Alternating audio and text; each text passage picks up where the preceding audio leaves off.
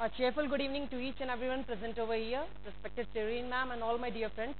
Today I, Brijesh Pratap Singh, doing my mechanical engineering from Jalpur Engineering College, has got a golden opportunity to present my paper presentation on the topic India Shining and Feel Good Factor.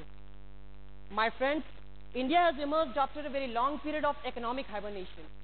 If we look to our country economic scene, we'll find that it appears excellent almost in every sphere.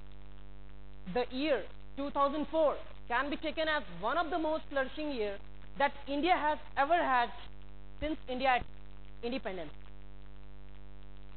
If we go to the past and compare the GDP growth rate of our country, we'll find that during 80s, the GDP growth rate of our country was 5% per annum, which boosted up to 6% per annum during 90s, despite some adverse development. And right now, we are having a GDP growth rate of 8% per annum. Thus, we can say that all the prospects of our economy have seen a tremendous boom this year. Today, Indians are commanding a very high respect throughout the world. Many foreigners have started coming to India for the medical treatment. Walmart, the biggest company of the world, making plans to purchase more than $5 billion worth of goods from the Indian company itself. The emergence of the country as an important player in the software as well as the IT sector has led to recognition by all the developed countries that yes, they know about our ability, reliability, as well as the competence of the educated Indian youth. My friends, things which once considered as a luxury item are being used by a common man. You can see that today the availability of mobile phones are being to such an unimaginable position that even a carpenter as well as a vegetable seller is also having a cellular phone.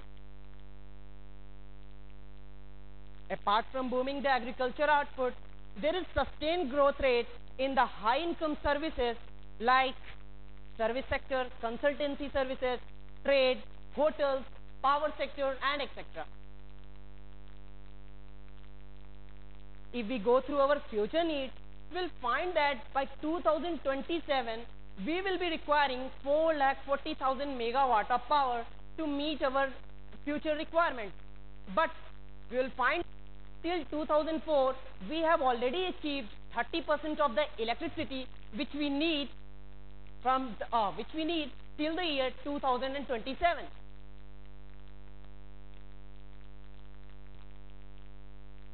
The emergence of industrial growth as well as the better traffic growth in the ports, railways, air turns, U-turns in chemical, petrochemical sector, all being judged by the world with awful eyes.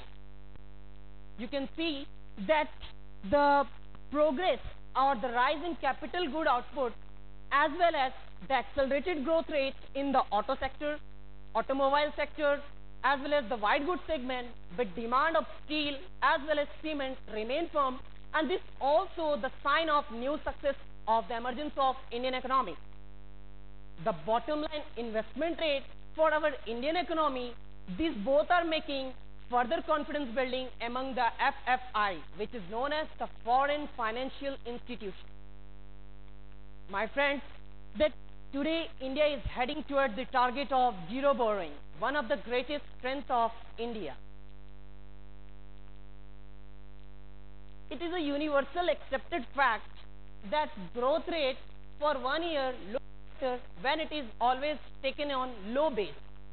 According to the survey done by CSO, that is Central Statistical Organization, the figure suggests that there is a welcome turnaround in agriculture, but greatly encouraging symptoms both in service as well as industry sector also. Moreover, the spurt in economic growth as well as the hyper increase in Sensex and primary share markets in a booming spree all reflect that our Indian economy is surging, or we can say that it is increasing in a very high position. There were actually lots of factors which were responsible for this economic growth. One of the most important factors which led to this or which contributed to this tremendous spurt in economic growth has been the unprecedented political stability which could be achieved under the able leadership of Mr. Vajpayee's stature. With characteristic patience, his qualities of give and take, respect for all, as well as he promoting economic relation with different trade blocs. The most important were BIMSTEC, the second one is SAARC, Asian, and many more like European Union and etc. It is quite interesting phenomenon to note that today Indian companies are acquiring the foreign corporates. That is, the Tata Motor already announced the acquisition of Daewoo Vehicle Company Motors, as well as the Bharti Telecom Sunil Mittal is also engaging the foreign companies for the outsourcing job. And in the same or in this context, Mr. Jaswant Singh, the Finance Minister 2004 in BJP government, is speaking at Electrolux Financial Express Women in a business award function held in Mumbai on 19th Feb 2004 and asking the Indian corporates and entrepreneurs that go and conquer the world. We will be your supporters. Enable us in the government to be your facilitators. So my friends, I can simply say that Shining India is no longer a political slogan to garner vote banks. You have to believe that it's a reality, or we can say that it's the virtual reality.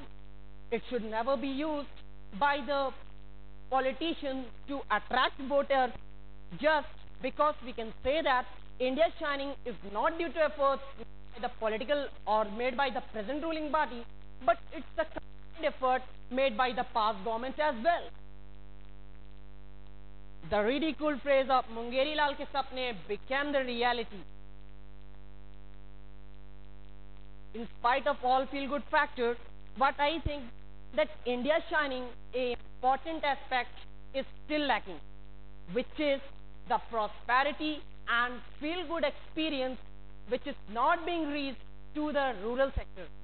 Though I personally believe that a lot of work has been done to improve the condition of rural sector, but our leader still has to believe that India still lives in village, and unless or until the countryside do not actually feel better, I don't think so that all the progress or all the economic progress could not be the real progress. What I suggest for the real shining of Indian economy, as well as for really experiencing the feel-good factor, the innocent as well as the illiterate villager must experience its reality. A very famous quotation, which is also known as the secret for developed nation. Where there is no happiness for all, there cannot be happiness for any. I repeat it, where there is no happiness for all, there cannot be happiness for any. And this is the only fundamental which most of the successful nations have discovered, and actually they have structured their society in such a way that though there may be inequalities in the level of income, happiness and many other more, but the basics of modern life are not denied even to a single person. So at last, but not the least, I would like to conclude myself by saying that we must keep in view the problems of rural sector.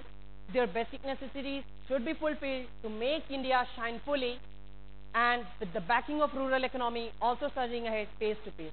That's all. Thank you. Any question you would ask is totally welcome.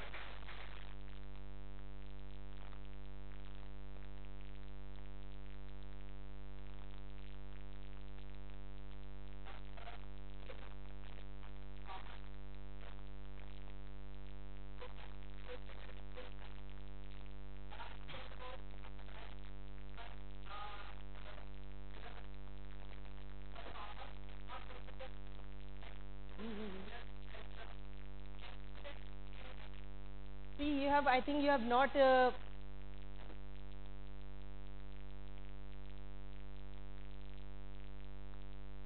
in my topic you have not seen. I am talking about the year 2004 when BJP government, actually Congress is not telling that India is still shining. They are still saying that no, India is not shining. Actually, I am talking about the year 2004 when BJP government was there. And they have only given this slogan that India is shining. I'm not talking about the year 2004, 2005 or 2000.